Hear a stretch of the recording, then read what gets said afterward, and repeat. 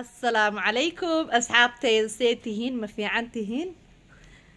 soo dhawaada asxaabteyda maanta waxaa idin wadaa qiso cajiiba asxaabteyda subscribe saara intii hore ila joogta aad baan ugu mahad celinayaa inta hadda aragtana videoga dhammaysta subscribe saara asxaabtiina ehelkiina la wadaaga like ka iloobina qisada maanta idin haayeen waxay ku bilaabanaysaa sida tan gabar ayaa habeen waxay ku soo daahday guri ay deganeed gabar kale oo ay saaxiibo yihiin halkaas oo ay habeen kasta wax ku baran jireen markay waxbarashadoodii soo dhameysteen kadib ayay gabadhii soo baxday intii ay wadada maraysay ayay cabsi dareentay maadaama ay wadadu cidlo ahayd waxayna tala saaratay Allah wax yar kadib waxay aragtay nin geed horteeda ah ku gambanaya way naxday waxayna Allah ka barisay inuu badbaadiyo quraanka ayay afkeeda ku qabsatay oo quraan ayay akhrisanaysay gabadha si uu ilaah uga badbaadiyo cadowgaas horteeda taagnaa iyadoo quraanka afkeeda ku haysata ayay si tartiib ah ninkii ku agmartay gurigeedii ayayna si nabad ah ku tagtay subaxii ayay waxay maqashay in wadadii ay soo martay geedkii ninku uu ku jiray agtiisa lagu dilay gabadh xilligii uu dilka dhacay waa qadar 10 daqiiqo kadib gabadhu markay soo martay kadib 10 daqiiqo markii ay meesha martay kadib gabadhii waa sidaas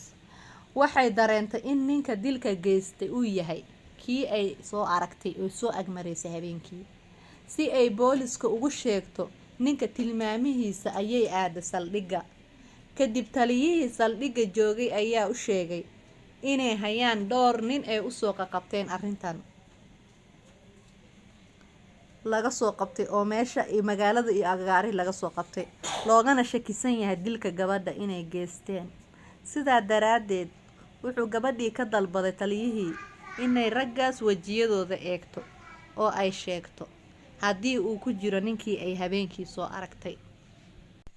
gabadhii ayaa si geesinimo leh u soo hor istaagtay raggii la soo qabqabtay oo eedeysanayaasha ahaa waxayna ka soo aqoonsatay ninkii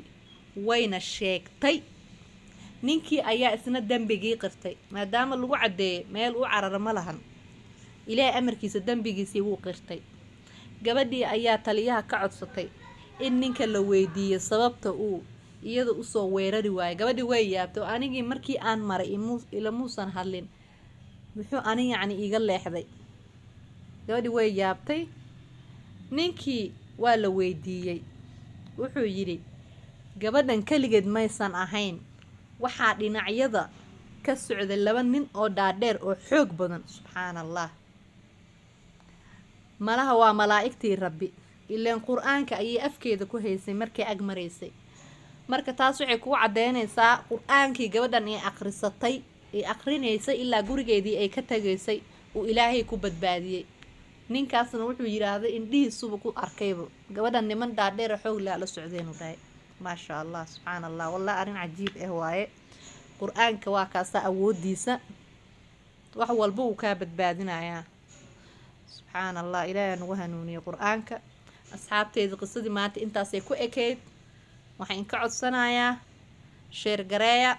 subscribe saara videoga dhameysta asxaabtiina la wadaaga khayra isku ognahay video kale inta in kaga soo diyaarinayo bye bye